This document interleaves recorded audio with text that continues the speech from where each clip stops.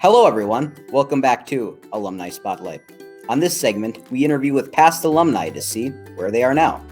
Today, I am here with Ashley Kraemer.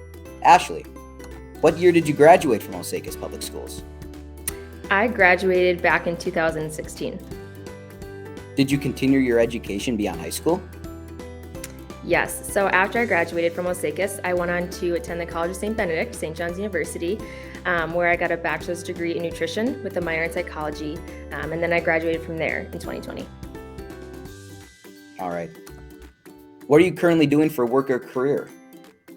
So currently I am the communications director for the Minnesota Beef Council, and I also have a side business that I've started this past year as a videographer, doing primarily weddings, but some other business promotions and things like that too. Did you always know what you wanted to be? When did you know? So, no, I definitely did not always know. Actually, in full transparency, I changed my mind quite a few times, but I think that's okay.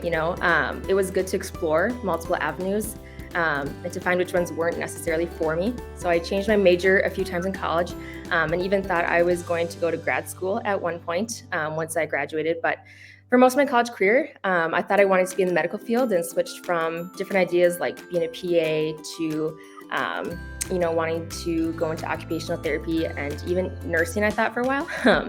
But it just happens that way too, that you find out what you're really passionate about through trial and error. So for example, I would have never thought that I'd be a videographer, but because I just decided to try it one time, it ended up falling into my lap. So you can really learn a lot about yourself when you just try something new. And I think you end up finding your passions along your way, even as you grow older.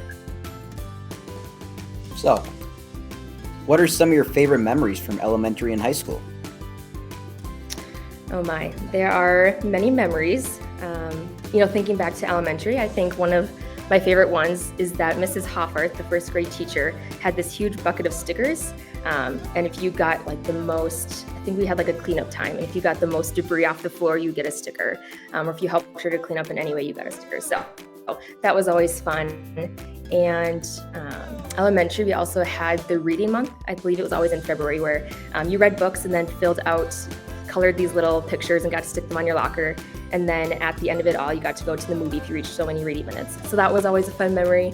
Holiday parties in the classroom were always a fun time. And then, of course, field trips were a good one too. And then thinking to high school, some of my favorite ones, sports were a huge thing for me, especially in tennis and track. Those ones were very influential.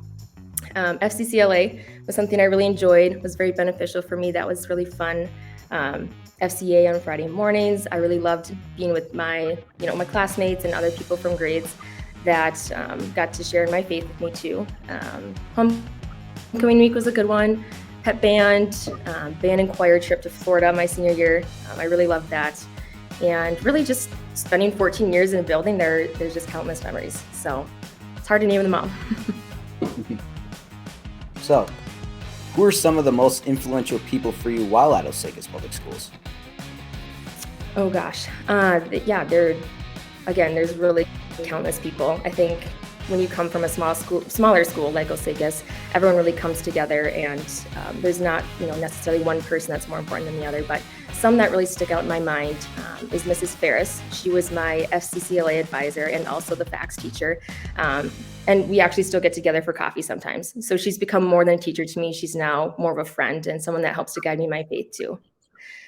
And obviously my coaches have been a big one. So Mr. Maddock, Mr. Steyer, and Mrs. I, and then even my track coach, Mr. V as well. And it's really cool to see, the teachers and how they can still inspire you and help you even after you graduate when you're an alumni. I know my very first job out of college, I was actually a Phi Ed and health teacher at a small Catholic school in Bird Island. And I remember being, a little bit nervous because I didn't go to school for education and didn't really know what I was doing. So I had called up Mr. Steyer and, told him, hey, do you have any tips for me? Because I knew he was a Phi Ed teacher at Osakis. And he said, well, where are you working? And I said, oh, you're not going to know the place. It's a small little Catholic school. And he's like, oh, come on, try me. And so I told him, and he was like, oh my gosh, that was the first job I had out of school. He had actually worked at the same school at the position that I did. So there's just a lot of cool connections, and it's really awesome to see how the teachers and the staff at Osakis continue to want to help the alumni even after they graduate. And then just some other ones that were influential. Mrs. Leitner was a big one. She really taught me about public speaking, and grammar, which has really carried through my whole life and now into my work career, and having good writing skills and good speaking skills. Another big influence for me was Mrs. Bergquist. She was just always willing to give great advice and guidance, and was especially helpful throughout the college application process. Just really a great guidance in that time. Senior Johnson was another one.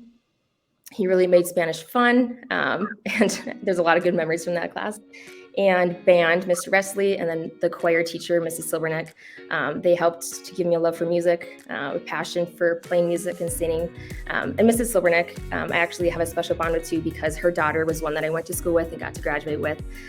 So being able to know the Silverneck family pretty well, and her husband, Chad, was actually also the FCA kind of the leader for that group. So got to know him as well. And the other one that comes to mind actually is my bus driver, Mike Didier.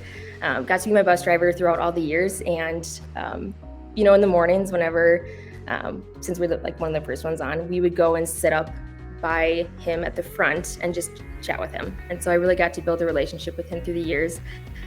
So much so that one year, my birthday, he brought a birthday gift into the classroom for me, which I feel like is rare amongst, bus drivers to build that kind of relationship. So even at small Osakis, it's really cool to build lots of different relationships. And there, again, sorry, I've kind of rambled on, but it's countless. There's really so many people that influenced me at my time there. Mm-hmm. So what do you see yourself doing in 10 years? Honestly, I'm really loving my job right now at the Minnesota Beef Council. So I could honestly see myself here in 10 years. I can see myself also continuing to grow my videography business and still doing that.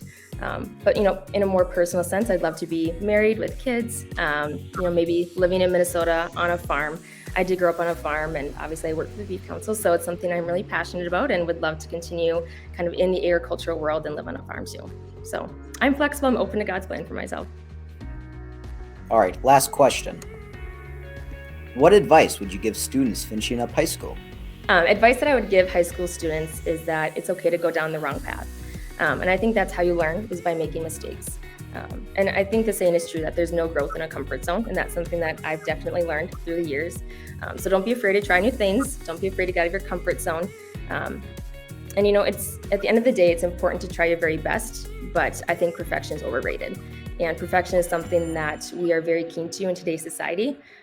We're constantly comparing ourselves to those on social media and to those around us. But at the end of the day, worry about yourself and just try your best in what you can do, because we are all gifted with our own talents and our own special gifts. And I think that if you just dig deep to try to find your passions and you try new things, that will really shine through, and you're going to excel in whatever you do if you chase your passion. And I think the other big piece of advice I have is that when it comes to perfectionism, I think our GPA is a number that a lot of students focus on, whether it's high school or college.